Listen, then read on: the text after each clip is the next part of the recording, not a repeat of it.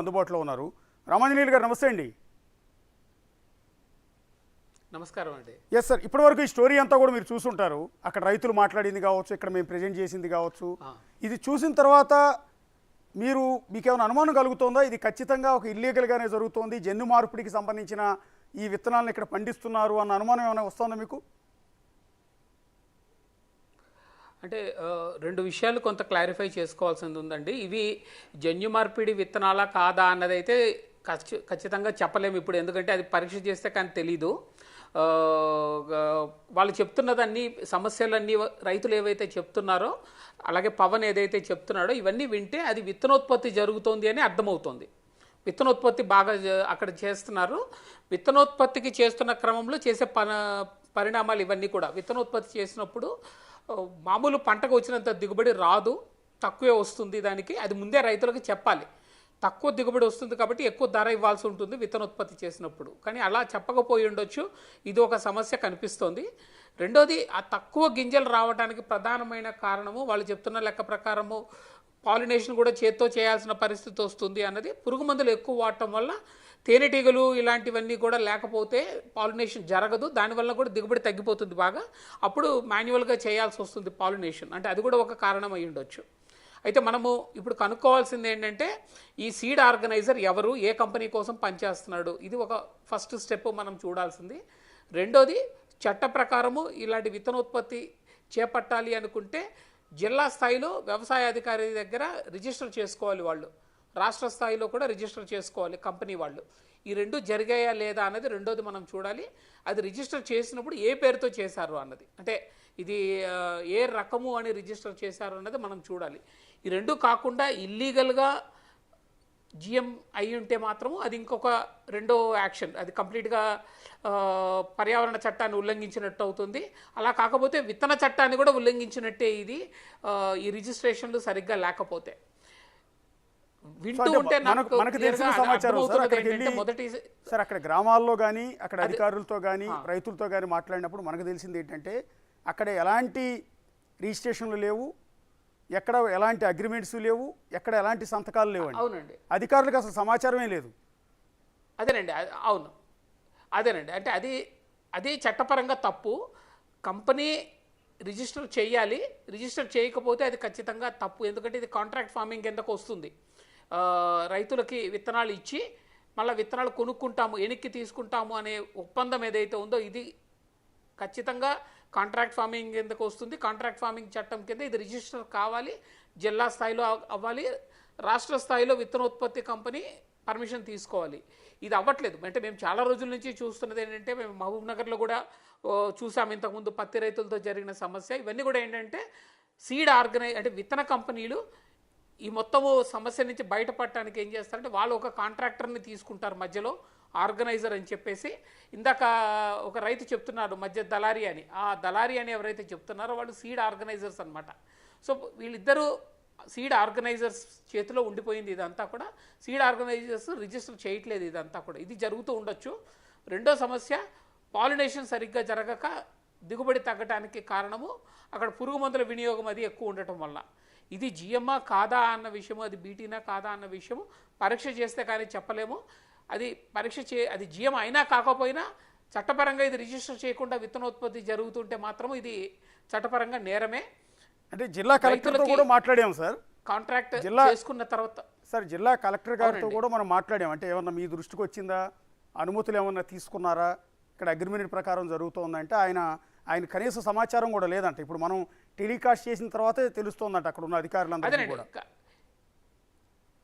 అంటే చాలా క్లియర్గా ఒప్పందం లేకుండా, కాంట్రాక్ట్ అగ్రిమెంట్ లేకుండా, కాంట్రాక్ట్ అగ్రిమెంట్ రిజిస్టర్ చేసుకోకుండా విత్తనోత్పత్తి చేస్తూ ఉంటే వాళ్ళ మీద మీరు డిపార్ట్మెంట్ యాక్షన్ తీసుకోవచ్చు, వెంటనే యాక్షన్ తీసుకోవచ్చు, స్పష్టంగా అది క్లియర్.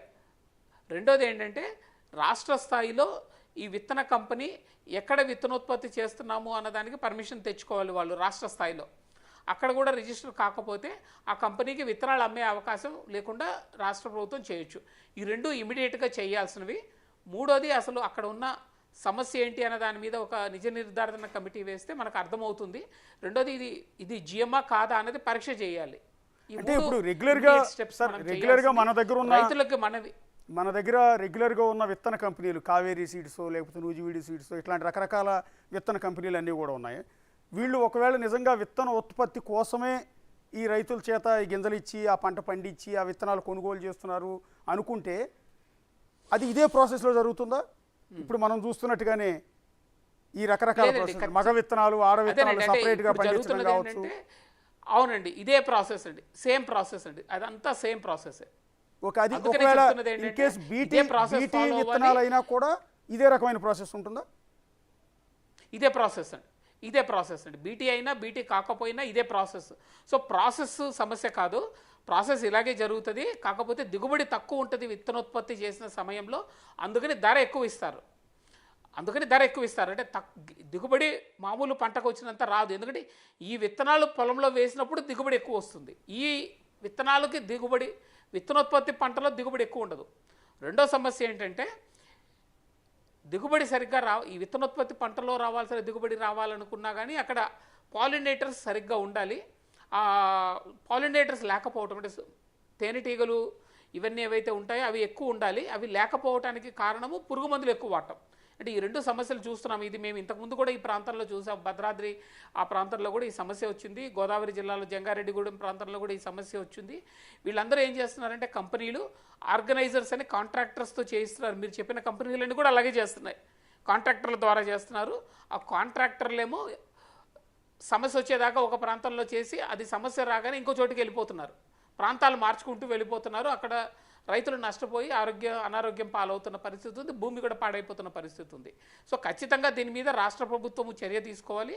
రాష్ట్ర ప్రభుత్వం చర్య తీసుకోవాలంటే జిల్లా స్థాయిలో ఇది ఇల్లీగల్గా జరుగుతుంది కాబట్టి వెంటనే ఆ కాంట్రాక్టర్ని పట్టుకుంటే కాంట్రాక్టర్ మీద కేసు పెట్టవచ్చు. అది ఇల్లీగల్ కాంట్రాక్ట్, అది రిజిస్టర్ చేయకుండా చేస్తున్న కాంట్రాక్టు. రెండోది, ఏ కంపెనీకి అయితే వాళ్ళు విత్తనోత్పత్తి చేస్తున్నారో ఆ కంపెనీ మీద కూడా చర్య తీసుకోవచ్చు, ఎందుకంటే అది రిజిస్టర్ చేయకపోతే. ఈ రెండు కూడా మీరు వెంటనే ఇమీడియట్ యాక్షన్ తెలుస్తుంది. ఇండిపెండెంట్ గా దీన్ని పరీక్ష చేయాలి. అంటే ప్రభుత్వం దగ్గర అనుమతి తీసుకోకుండా, రిజిస్ట్రేషన్ లాంటివి ఏమీ చేయకుండా, రైతులతో అగ్రిమెంట్ లాంటిది ఏది చేసుకోకుండా ఈ రహస్యంగా విత్తనోత్పత్తి చేయాల్సిన అవసరం ఏముంటుంది సార్? లీగల్గా చేయొచ్చు కదా. అంటే లీగల్గా చేయడానికి ఏమవుతున్నదంటేనండి, చాలా సందర్భాల్లో విత్తన కంపెనీలన్నీ ఇప్పుడు విత్తనాలు ఇచ్చిన తర్వాత పండకపోతే రిజిస్టర్ చేసినప్పుడు ప్రభుత్వం అడుగుతుంది కదా, మీరు చెప్పినంత దిగుబడి రాలేదు కాబట్టి రైతులకు నష్టపరిహారం ఇవ్వమని. ఇవన్నీ తప్పించుకోవటం కోసం ఏం చేస్తున్నారంటే రిజిస్టర్ చేయకుండా వెళ్తున్నారు. అది ఇల్లీగల్. అంటే కాంట్రాక్టర్ ద్వారా వెళ్తున్నారు, అది కాంట్రాక్టర్ బాధ్యత రిజిస్టర్ చేసుకోవటము. ఆ కాంట్రాక్టర్ రిజిస్టర్ చేయట్లేదు. ఇప్పుడు రెగ్యులర్గా తప్పించుకోవడానికి ఏ రైతు బాధ్యత నుంచి తప్పించుకోవడానికి చేస్తున్నారు సార్. ఏ రైతు అయినా సరే తన పొలంలో పండించే పంటని సహజంగా ఇంట్లో తింటూ ఉంటారు. మొక్కజొన్న పండిస్తే మొక్కజొన్నను తీసుకెళ్ళి కాల్చుకుని తింటారు, ఉడకబెట్టుకుని తింటారు. సో ఇక్కడ ఈ మొక్కజొన్నను తిన్నవాళ్ళు ప్రాణాలు కోల్పోతున్నారు, పక్షవాతాలు వస్తూ ఉన్నాయి, హెల్త్ ప్రాబ్లమ్స్ వస్తూ ఉన్నాయి. ఇది ఎందుకోనండి? సహజంగా విత్తనోత్పత్తి చేసే పొలాల్లో ఈ రకమైన హెల్త్ ప్రాబ్లమ్స్ వస్తాయా? కాదండి, అంటే విత్తనోత్పత్తి చేయడం వల్ల రాదు, కాకపోతే దాంట్లో వాడే మందుల వల్ల రావచ్చు, లేకపోతే ఒకవేళ ఆ పంట రకమే వేరైతే కూడా రావచ్చు. నేను అనుకోవటం ఎక్కువ భాగం పురుగు మందులు ఎక్కువ వాడటం వల్ల అయి ఉండొచ్చండి. అంటే జన్యు మార్పిడికి సంబంధించిన అంటే ఈ బీటీ మొక్కజొన్న విత్తనాలను పండించినప్పుడే ఈ రకమైన హెల్త్ ప్రాబ్లమ్స్ ఎక్కువ వచ్చే అవకాశం ఏమైనా ఉంటుందా? అంటే రెండింటికి వస్తుందండి. అంటే బీటీ వలన వస్తుంది, పురుగు మందుల వలన వస్తుంది. అయితే ఇది దేని వలన వచ్చింది అనేది పరీక్ష చేస్తే కానీ చెప్పలేరండి. సో ఇక్కడ ఈ ప్రాసెస్లో మీకేమైనా అనుమానం కలుగుతుందా సార్? అంటే మగ మొక్కజొన్న గింజలు ఇస్తున్నారు, ఆడ గింజలు ఇస్తూ ఉన్నారు, రెండింటినీ ఫార్మింగ్ చేస్తున్నారు. పంట అయిపోయిన తర్వాత మగ మొక్కజొన్న కండీలన్నింటినీ కూడా అక్కడే పడేసి వెళ్ళిపోతున్నారు. ఆడ మొక్కజొన్న కండీల్ని మాత్రం గింజలు తీసుకెళ్లకుండా దాని కండితో సహా తీసుకెళ్ళిపోతున్నారు. అంతే కదండి. అంటే అవునండి, ఎందుకంటే ఇప్పుడు మగ విత్తనాలు ఏవైతే ఉన్నాయో వాళ్ళకి అవసరం లేదు, అవేమీ వాళ్ళు వాడుకోరు.